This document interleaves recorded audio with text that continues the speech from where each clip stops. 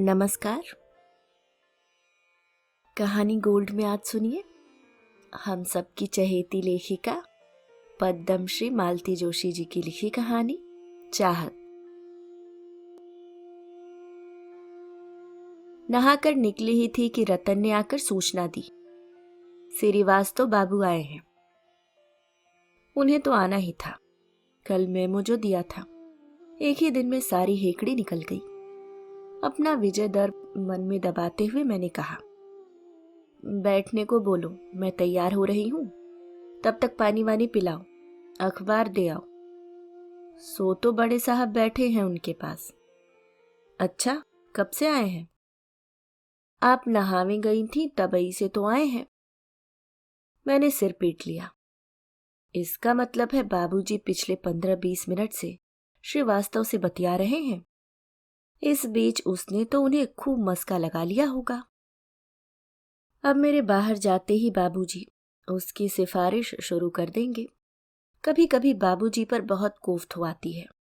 इतना बड़ा घर है, पर वे सुबह से जाकर ड्राइंग रूम में जम जाते हैं। मजबूरन हर आने वाले से उनका परिचय करवाना पड़ता है।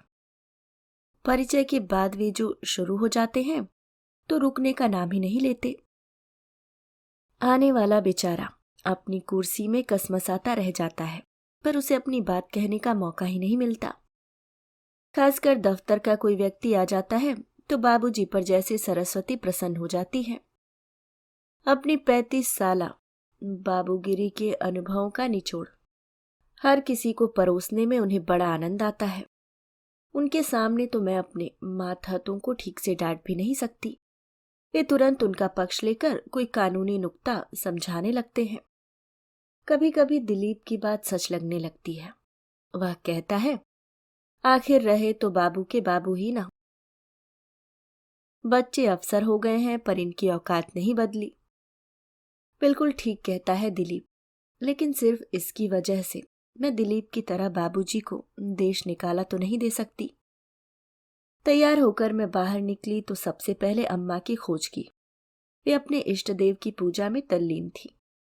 उनका ध्यान बटाते हुए मैंने कहा, अम्मा, बाहर दफ्तर के कुछ लोग आए हैं, बाबूजी को जरा अंदर बुला लो। मैं कहूंगी तो अच्छा नहीं लगेगा। ठीक है, अम्मा ने कहा। उनके स्वर से साफ जाहिर था कि ये बात उन्हें अच्छी नहीं लगी है। बाहर जाकर देखा, श्रीवास्तव अकेले नहीं थे, साथ में बवेजा को भी लाए थे। तीनों में बड़ी घुट घुट कर बातें हो रही थी।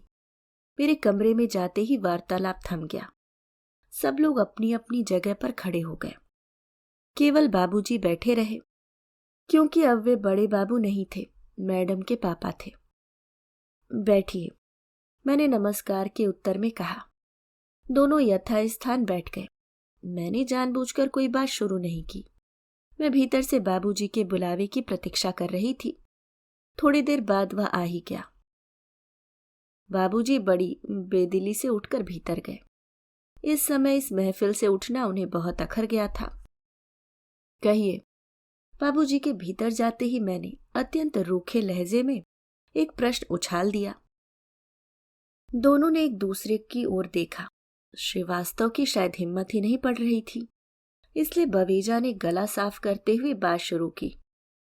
मैडम, वो ऐसा है कि कहीं कुछ गलतफहमी हो गई है आपको शायद। बवेजा बहुत सलीके से सिलसिलेवार अपने दोस्त की पैरवी में जुटा था, पर 2-4 वाक्यों के बाद ही मेरा दिमाग भटक गया था। भीतर जुगलबंदी शुरू हो गई थी।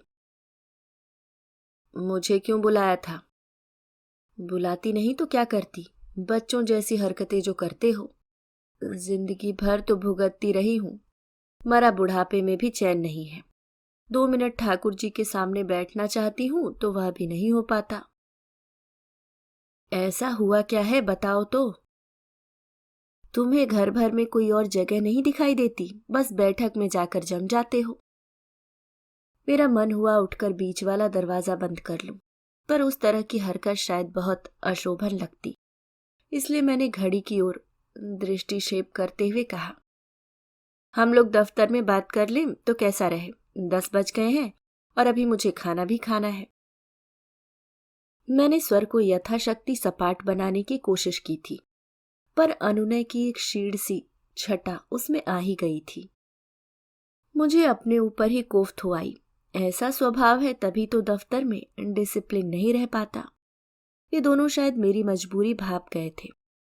नो प्रॉब्लम मैडम, उन लोगों ने उठते हुए विनम्र भाव से कहा, पर उनकी आंखें मेरा मजाक उड़ा रही थीं। मन ही मन वे इस स्थिति का खूब लुत्फ उठा रहे थे। मुझे मालूम था गेट के बाहर निकलते ही वे जोरदार कहकहा लगाएंगे। भीतर जंग अभी भी जारी थी। अम्मा हमेशा की तरह बाबूजी को कोस रही थी कि उनकी वजह से आज वे दर दर की भिखारी बनी हुई हैं। बाबूजी अपना पुराना अभियोग दोहरा रहे थे कि ऐसी नालायक संतान पैदा की है जो अपने आगे माँ बाप को कुछ समझते ही नहीं। मन हुआ चीख कर कहूं, प्लीज चुप हो जाइए। दिलीप होता तो शायद कह भी देता, पर मेरी हिम्मत नहीं पड़ी। वैसे भी मुझे देखकर वे लोग पल भर को चुप ही हो गए थे। आप लोग अभी खाना खाएंगे? मैंने एक बेकार सा सवाल पूछ लिया। बाबूजी ने तो इस प्रश्न का जवाब देने की भी जरूरत नहीं समझी, मुंह फेर कर बैठ गए। अम्मा ने रूठे अंदाज में इतना भर कहा, अभी तो मेरा जप जाप सब होना है। तुम्हें देर हो रही हो तो तुम खाना खा लो। यह रोज का ही क्रम है।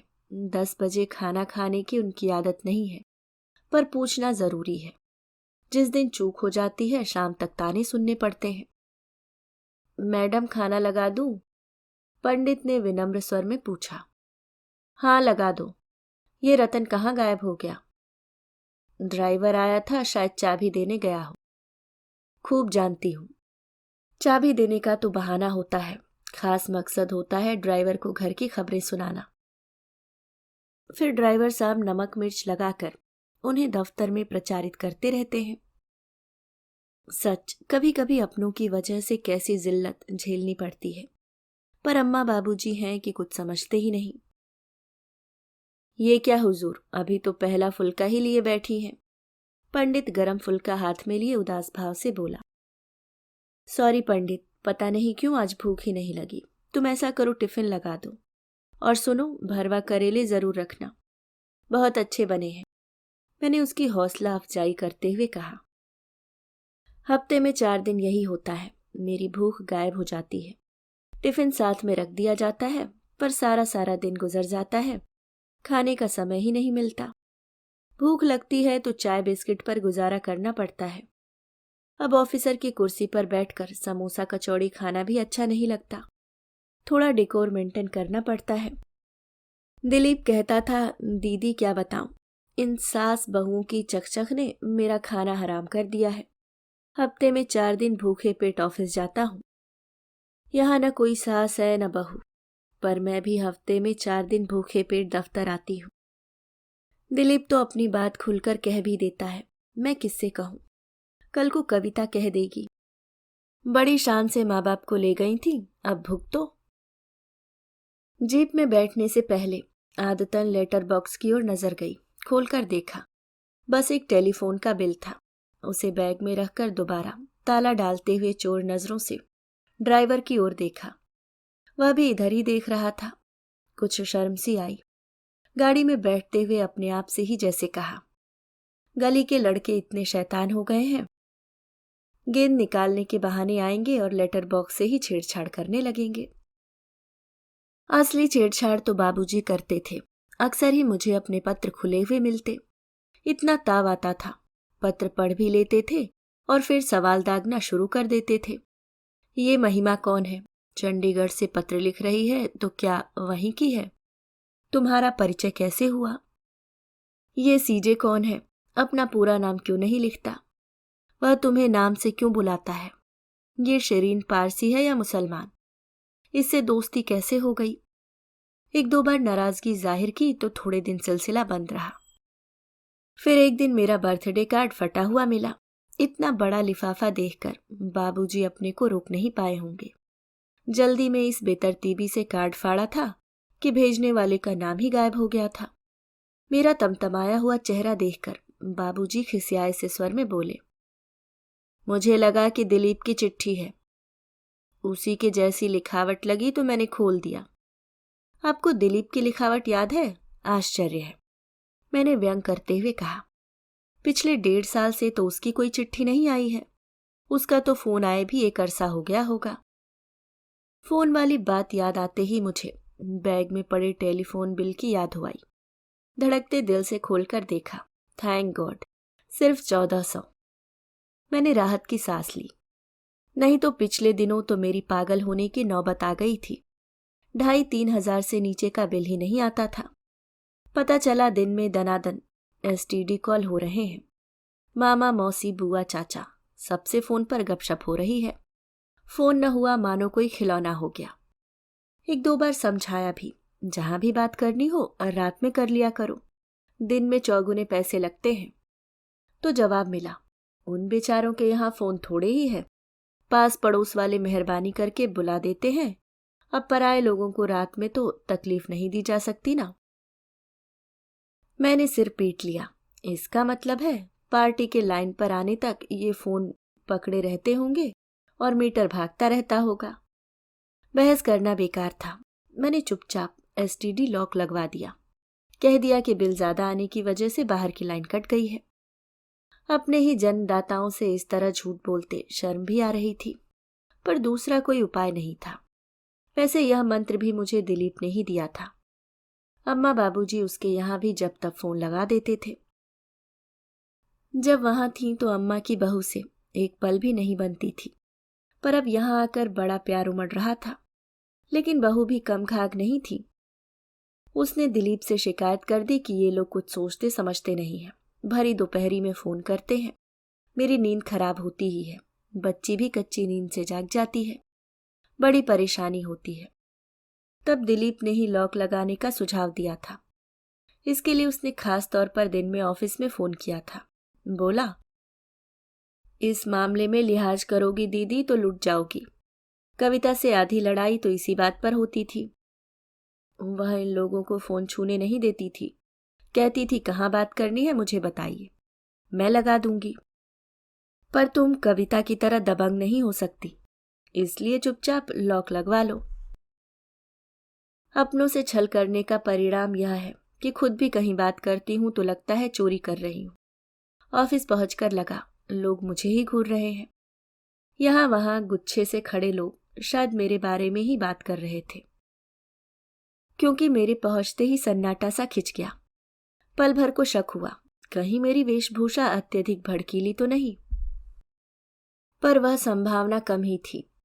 ऑफिस के लिए तैयार होते समय तो मैं खास एहतियात बरतती हूँ। हो सकता है श्रीवास्तव ने कोई शगुफा छोड़ा हो, पर यह भी संभव नहीं था, क्योंकि वह तो अभी दफ्तर पहुंचा ही नहीं होगा। हफ्ते में 5 दिन लेट आता है, तभी तो एक्शन लेना पड़ा। कैबिन में आकर कुर्सी पर बैठी ही थी कि मेज पर नजर गई। एक बड़ा सा कार्ड रखा हुआ था। लिफाफे पर बड़े बड़े रंगीन अक्षरों में इबारत थी, ललित वेड्स सुषमा। कार्ड हाथ में लेकर देर तक उन अक्षरों को घूरती रही।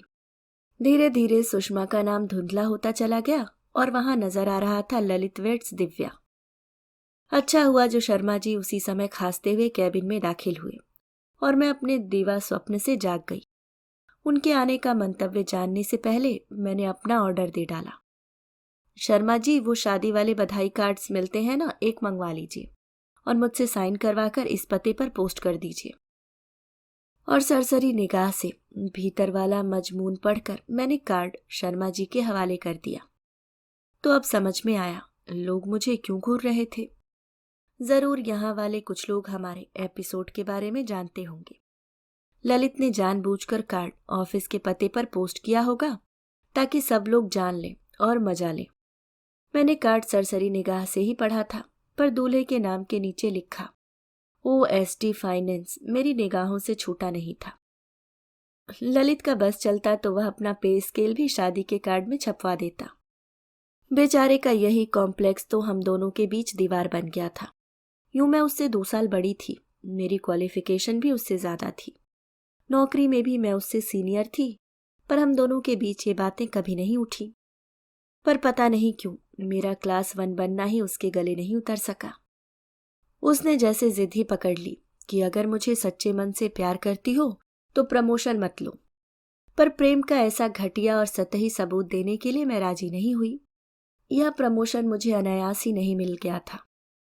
वह मेरी 12 वर्षों की तपस्या का प्रतिफल था। वह अरसे से अपेक्षित और प्रतीक्षित भी था। इसलिए ललित की यह शर्त मैं मान नहीं सकी। अगर हम लोगों की शादी हो गई होती तो शायद मैं अपनी बात पर इस तरह अड़ी नहीं रहती। तब परिस्थितियां दूसरी होती, समस्याएं अलग होती। पिछले 6-7 वर्षों से हमारी शादी टलती आ रही थी, क्योंकि ललित को अपनी बहनों की शादी करनी थी। और अब जबकि सारी समस्याएं हल हो गई थीं, ललित ने यह शर्त रख दी थी। यह शर्त मुझे किसी हालत में मंजूर नहीं थी। मैं अपनी वैवाहिक जिंदगी की शुरुआत किसी फ्रस्ट्रेशन के साथ नहीं करना चाहती थी। मैंने ललित से कहा, अगर तुम कहो तो मैं नौकरी छोड़ सकती हूँ, पर नौकरी करते हुए प्रमोशन नहीं ठुकरा सकती। इसके उत्तर में उसने जो कहा उसे सुनकर मैं सन्न रह गई। उसने कहा, तुम्हारी माँ ठीक ही कहती थी। क्या कहती थी? यही कि तुम एक नंबर की जिद्दी, नकचढ़ी और सेल्फ सेंटर्ड लड़की हो। यह बात मेरी माँ ने कही है? हाँ, उन्होंने सेल्फ सेंटर्ड शब्द न कहा हो, पर इसी से मिलता जुलता कोई जुमला कहा था। वे हमेशा कहती हैं कि दिव्या के सामने तुम बहुत सीधे पड़ जाते हो। मैं स्तब्ध होकर सुनती रह गई। मेरी अपनी माँ मेरे विषय में ऐसा विष वमन कर सकती है, यह सपने में भी नहीं सोचा था। एक क्षण को तो विश्वास ही नहीं हुआ। यह सच है कि मेरी शादी की कल्पना से दोनों आतंकित थे। उन्हें लग रहा था कि अब पुनः बेटे के आश्रय में लौट जाना होगा, या फिर ललित के घर में आश्रितों का सा जीवन बिताना होगा। तब मैंने ही ललित से कहा था कि वह अम्मा बाबूजी को थोड़ा आश्वस्त कर दे। ललित ने मेरी बात रख ली थी। वह मेरी गैर हाजिरी में भी अम्मा बाबूजी के पास बैठने लगा था। मैं यह देखकर खुश हो रही थी कि अम्मा की उससे अच्छी पटरी बैठ गई है। तब मुझे यह मालूम था कि अपने भविष्य का पुख्ता प्रबंध करने के लिए अम्मा कैसा प्रपंच रच रही हैं। सच है, स्वार्थ आदमी से क्या नहीं करा लेता। शायद यह ललित का स्वार्थ ही था जो इतने दिनों तक उसे मुझसे बांधे रहा। उसकी तीनों बहनों की शादी में मैंने घर की भावी वधू की भूमिका तन मन धन से निभाई थी। उस समय उसकी माँ भी मुझे सिराखों पर बिठाती थी, पर जब हमारे संबंधों में दरार पड़ने लगी तो उसे भरने का ललित की माँ ने जरा भी प्रयास नहीं किया। उस समय तक उनका भी स्वार्थ पूरा हो चुका था। ऑफिस से लौटने के बाद चाय पीते हुए मैंने वह कार्ड अम्मा की तरफ उछाल दिया। अम्मा ने कार्ड उलट पुलट कर देखा और पूछा, किसकी शादी है? तुम्हारे लाडले ललित की। अम्मा एकदम भड़क गई। वह मेरा कहाँ से हो गया? वह तो तुम्हारी वजह से जरा सा मुंह लगा लिया था। तो क्या मेरा सगा हो गया? सगा तो अम्मा आजकल कोई किसी का नहीं होता। फिर ललित जैसे लोग तो किसी के सगे हो ही नहीं सकते। इस बीच बाबूजी बड़े ध्यान से कार्ड पढ़ रहे थे। बोले, लगता है अब तो वह भी क्लास 1 बन ही गया होगा। बिल्कुल बन गया होगा। उसकी जिद ही थी कि उससे पहले शादी नहीं करेगा। बाबूजी कुछ कहने को हुए, फिर पता नहीं क्या सोचकर चुप हो गए। अरे बुढ़ापे में अफसर हो गया तो कौन सा तीर मार लिया। अम्मा बोली, तू मन छोटा मत कर बबली। ईश्वर ने चाहा तो तुझे उससे भी अच्छा दूल्हा मिलेगा। जरूर मिलेगा, मैंने कहा। बुजुर्गों का, खासकर तुम्हारा आशीर्वाद रहा तो क्यों नहीं मिलेगा? जरूर मिलेगा। क्या मतलब? मैंने मतलब समझाने की कोशिश नहीं की, हंसते हुए वहां से उठाई। दूसरों के सामने नाटक करना एकदम सरल होता है, पर अपने आप को छलना उतना ही मुश्किल होता है। मैं समझ रही थी कि ललित वाला अध्याय एकदम समाप्त हो गया है। अपने जीवन ग्रंथ से मैंने वे पृष्ठ फाड़ कर फेंक दिए हैं, पर यह मेरा निरा भ्रम था। वह घाव अब भी उतना ही हरा था। जरा सा कुरेदते ही टीस उठा। राख में दबे होने के बावजूद शोले बुझे नहीं थे। जरा सी हवा लगते ही धधक उठे। रोज की तरह रात 10 बजे मैं बिस्तर पर आ गई थी, पर आंखों में नींद का नाम नहीं था। कभी कभी जीवन में ऐसे क्षण आ जाते हैं जब सब कुछ निस्सार लगने लगता है। उस रात मन की ऐसी अवस्था थी। हताशा ने जैसे मन प्राणों को ग्रस लिया था। रात के कोई 11 बजे होंगे कि सन्नाटे को चीरते हुए टेलीफोन की घंटी बज उठी।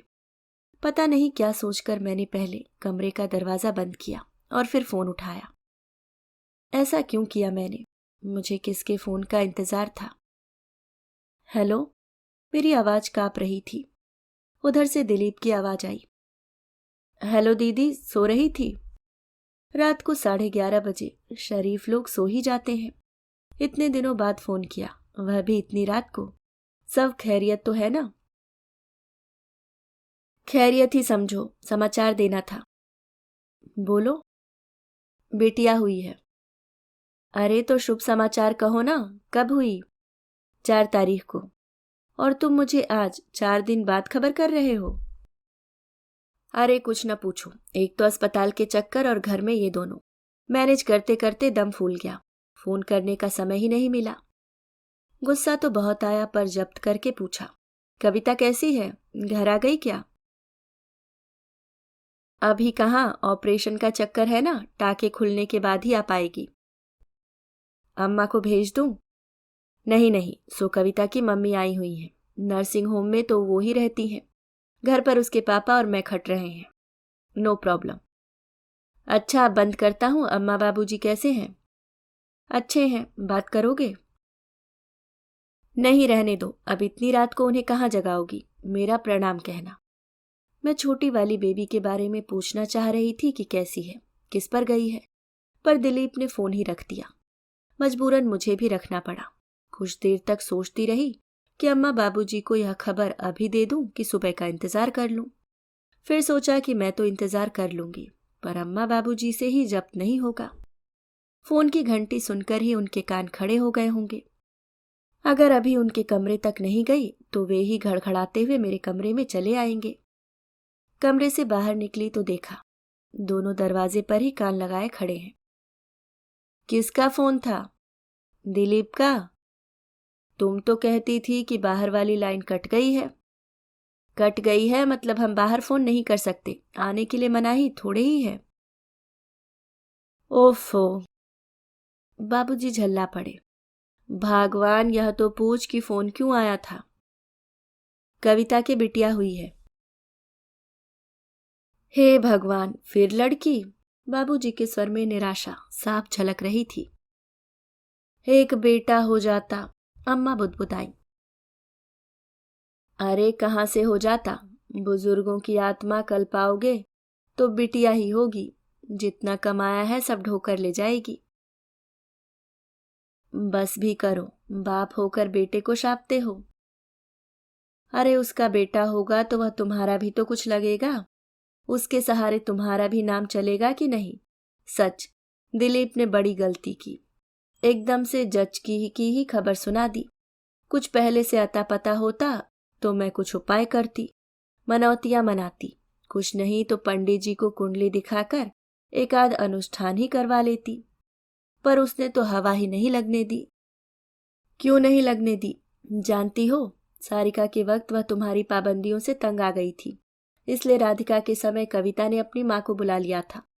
फिर भी तुम खबर लगते ही बिना बुलाए वहां पहुंच गई थी, इसलिए इस बार दोनों चुप बने रहे। तुमने भी तो कोई खोज खबर नहीं ली, एक बार तुम ही फोन कर देती। अम्मा के स्वर में आक्रोश था। फोन कर लेने से क्या होता है अम्मा? अगर उन्हें यह बात छिपानी थी तो वे छुपा ही लेते। और सच तो यह है कि जिनके बच्चों की नींद दादा दादी के फोन से खराब होती है, ऐसे लोगों के यहाँ फोन करने में मुझे कोई दिलचस्पी नहीं है। यह जिद तो अच्छी नहीं है बिटिया। इसका मतलब तो यह हुआ कि कल को हमें कुछ हो गया तो तुम उसे खबर भी नहीं दोगी। बेटे के होते हुए हमें उसके हाथ से मुखाग्नि नसीब नहीं होगी।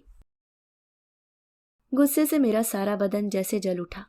फिर भी अपने को किसी तरह जब्त करते हुए मैंने कहा, तब की तब देखी जाएगी बाबूजी, पर आज के दिन तो शुभ शुभ बोलिए। आज तो आपके घर में शुभ समाचार आया है। आज तो आपकी वंश वृद्धि हुई है। आज मरने जीने की बात क्यों करते हैं? अरे काहे की वंश वृद्धि और काहे का शुभ समाचार? अम्मा ने मुंह बिचका दिया। लड़कियों से कहीं वंश चला है? पिछले जन्म की लेनदार हैं सब। कर्ज वसूलने आई हैं। 2 तो घर में पहले से थी, ये एक और आ गई। इससे अच्छा था एक बेटा हो जाता। इतना बिसरने की जरूरत नहीं है अम्मा। वे जमाने लग गए जब लड़कियां केवल भार होती थी। अब तो वे खुद भार उठाती हैं। ऐसा नहीं है कि सिर्फ लेने की हकदार हैं, दोनों हाथों से भर भर कर देती भी हैं। फिर भी एक बेटा तो होना ही चाहिए, बुढ़ापे का आसरा होता है बेटा। अच्छा, तुम्हारा भी तो एक बेटा है अम्मा, कितना सहारा दे रहा है वह तुम्हें। मुझे लगा था अम्मा निरुत्तर हो जाएंगी, पर वे अपना ही राग अलापती रहीं। फिर भी बेटा तो बेटा होता है, उसका घर तो अपना घर होता है। बेटे के यहाँ इंसान मजबूरी में रहता है, पर बेटे के घर में अपनी ठसक से रहता है। वाह, तुम कितनी ठसक से रहती थी, मैं क्या जानती नहीं।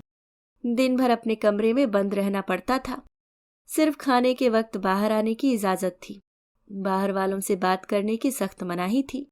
फोन तुम छू नहीं सकती थी, तुम्हारी चिट्ठियां सेंसर होती थी। बच्चों को तुम्हारी छाया तक से दूर रखा जाता था। अपनी मर्जी का खाना बनवाना तो बहुत दूर की बात है, तुम्हारा रसोई में झांकना तक गुनाह था। इसे तुम ठसक के साथ रहना कहती हो। अम्मा कटकर रह गईं। उन्होंने सिर झुका लिया। किन्हीं भावुक क्षणों में उन्होंने ही ये बातें मुझे सुनाई थी और अब उन्हें पछतावा हो रहा था। बड़ी देर बाद उन्होंने सिर उठाया और डूबती सी आवाज में बोली, हमारा क्या है, हमें अब जीना ही कितना है। इतनी निकल गई है तो बची खुची भी निकल ही जाएगी। कहीं भी रहें क्या फर्क पड़ता है। पर दिलीप के यहाँ एक बेटा हो जाता। बेटा बेटा बेटा सुन सुनकर मेरे तो कान पक गए थे। अपने स्वभाव के विपरीत मैं चीख पड़ी, नहीं होगा। तुम कितना भी चाहो, अब दिलीप को यहाँ बेटा नहीं होगा। कविता ने ऑपरेशन करवा लिया है, समझ गई? क्या? दोनों मानो आसमान से गिर पड़े। बाबूजी ने दोनों हाथों में अपना सिर थाम लिया और अम्मा तो पेट पकड़कर एकदम जमीन पर ही बैठ गई, जैसे उनकी कोख उजड़ गई हो। अभी आप सुन रहे थे मालती जोशी जी की लिखी कहानी चाहत। उम्मीद करती हूँ दोस्तों कहानी पसंद आई होगी, तो इसे अपने दोस्तों के साथ शेयर जरूर करें। अगर आप चैनल पे नए हैं तो सब्सक्राइब करना ना भूलें। मिलती हूँ किसी और नई कहानी के साथ, तब तक के लिए मुस्कुराते रहिए। धन्यवाद।